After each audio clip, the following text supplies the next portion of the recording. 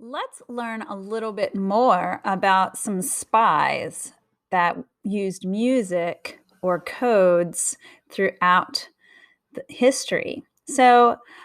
We've talked about how there were codes for the Underground Railroad, and this Wade in the Water is another code. So let's just listen and read along as you hear this music.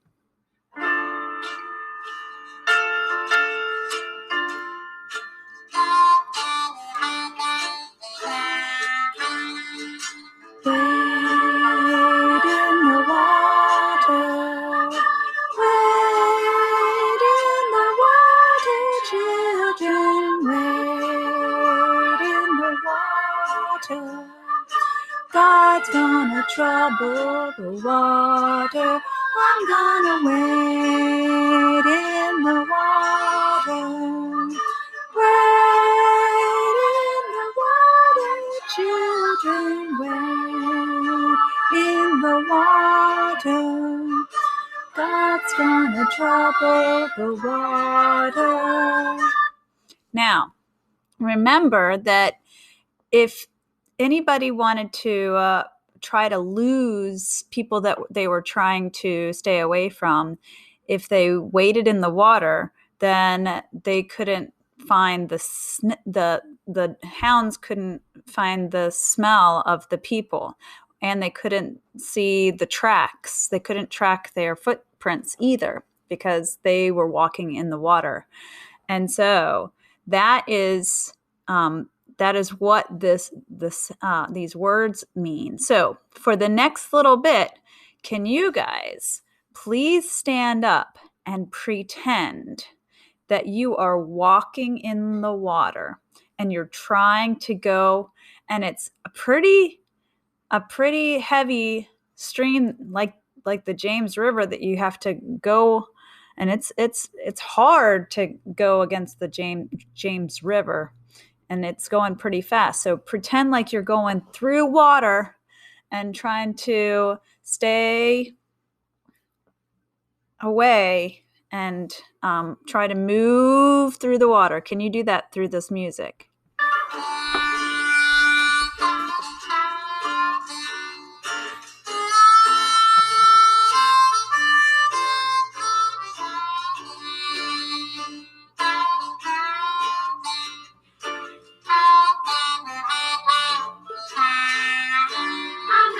Wade in the water, wade in the water, children, wade in the water.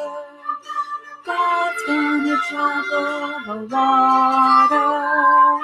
God's gonna trouble the water. Great job.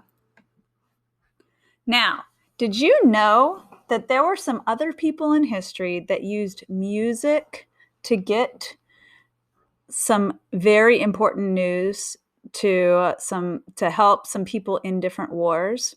So I think you have talked about maybe Harriet Tubman being a spy when people were trying to get information for the Civil War. Well, guess what? There was somebody right in Richmond that also used codes and used letters and used music to get information from the Confederate White House to the Union spy leader.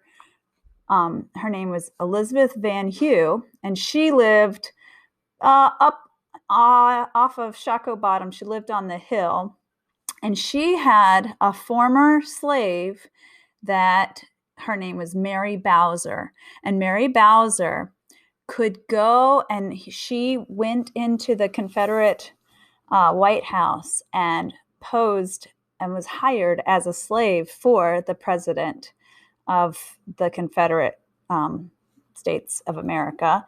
And he did not even think about have her listening or being smart enough to take the information that he was sharing with his generals and doing anything with it. It just didn't even come across his mind.